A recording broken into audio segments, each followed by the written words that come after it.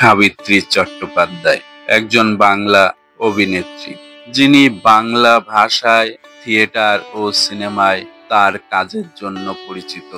তার কর্মজীবন ৬০ বছরেরও বেশি।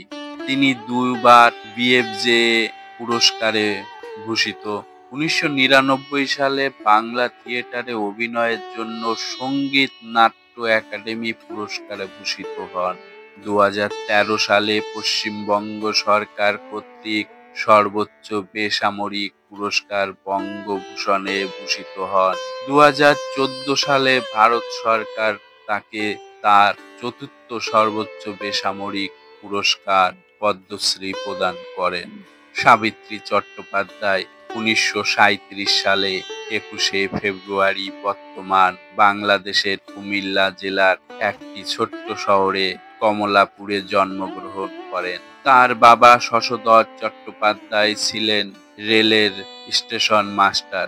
১৯৪৭ সালে দেশভাগের সময় কিশোরী বয়সে কলকাতার দিদির বাড়ি টালিগঞ্জে চলে আসেন। টালিগঞ্জে বেড়ে ওঠার কারণে তিনি প্রায়ই সেই সময়ের চলচ্চিত্র তারকাদের দেখার সুযোগ পেতেন।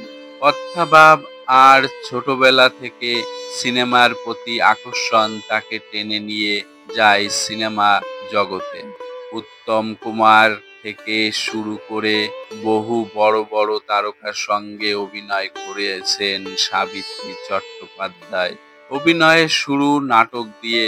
ভানু বন্দ্যোপাধ্যায় লতায় পাতায় তাদের আত্মীয় হতেন। তিনি অভিনয়ে সুযোগ দেন। নাটক করতে করতে চলচ্চিত্রে অভিনয়ের ডাক এলো। পাশের বাড়ির ছবির জন্য যখন তার সঙ্গে আলোচনা চলছিল, তখন তার বাঙাল উচ্চারণের কারণে তাকে বাদ দেওয়া হয়। কিন্তু আর কোনো অভিনেত্রীকে না পেয়ে আবার ফিরে আসতে হয় সাবিত্রীর কাছে। ২০০ টাকা মাস মাইনে শিল্পী তখন তিনি। কিন্তু পাশের বাড়ির শুটিং বন্ধ ছিল কিছুকাল। সে সময় জীবনটা কেটেছে খুব কষ্টে। ছবিটি মুক্তি পাওয়ার পর সাবিত্রীর অভিনয় দেখে মুগ্ধ হন অনেকেই। ফলে আর থেমে থাকতে হয়নি। গলি থেকে রাজপথ, অবাক পৃথিবী, অনুপমা, দুই ভাই, ধন্যী মেয়ে, মাল্যদান, নিশিপদ্ম ছবিগুলি, কিংবা হালের হ্যামলক সোসাইটির ঝুলন গুপ্ত। এখনো অভিনয় করে চলেছে সাবিত্রী চট্টোপাধ্যায়। টিভি সিরিয়ালে করছেন, চলচ্চিত্রেও করছেন। ৮৮ বছর বয়সেও অভিনয়ের নেশা কাটেনি তার। উত্তম সুচিত্রা এবং উত্তম সুপ্রিয়াকে নিয়ে তোলপাড় তখন প্রায় ফুরিয়ে এসেছে। একদম শেষ দিকে উত্তম কুমারের সাথে সাবিত্রী চট্টোপাধ্যায় জুটি খুবই জনপ্রিয় হয়। উত্তম কুমার বিভিন্ন সাক্ষাৎকারে সাবিত্রীর বেশ সুনাম গেয়েছেন। তার অভিনয় গুণে মুগ্ধ ছিলেন মহানায়ক। তার হাত বাড়ালেই বন্ধু, দুই ভাই, নিশিপদ্ম, মোমের আলো ইত্যাদি সিনেমায় তাদের রসায়ন প্রশংসিত হয়েছে। ধন্যী মেয়ে বা মৌচাকের মতো হাস্যরসাত্মক ছবিতে সাবিত্রীর কাছে জুটি বেঁধে উত্তম কুমারের হাস্যরসাত্মক চরিত্র ইতিহাসের পাতায় লেখা হয়ে গেছে। তার সাথে অবশ্য উত্তম কুমারের কোনো অন্তরঙ্গতার খবর আসেনি।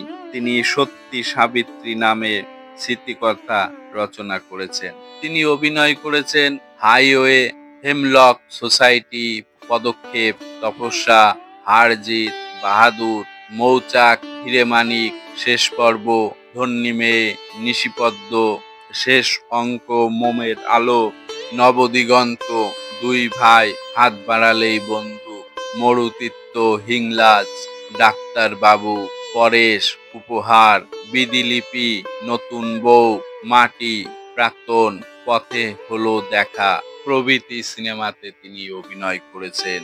বিএফজে অ্যাওয়ার্ড কাল তুমি আলেয়া এর জন্য ১৯৬৭ সালে শ্রেষ্ঠ পার্শ্ব অভিনেত্রী বিভাগে তিনি পান। বিএফজে অ্যাওয়ার্ডস মাল্যদান এর জন্য ১৯৭২ সালে শ্রেষ্ঠ পার্শ্ব অভিনেত্রী বিভাগে পান। 1999 সালে সঙ্গীত নাটক একাডেমি পুরস্কার বাঙালি থিয়েটার এ অভিনয় করার জন্য পান।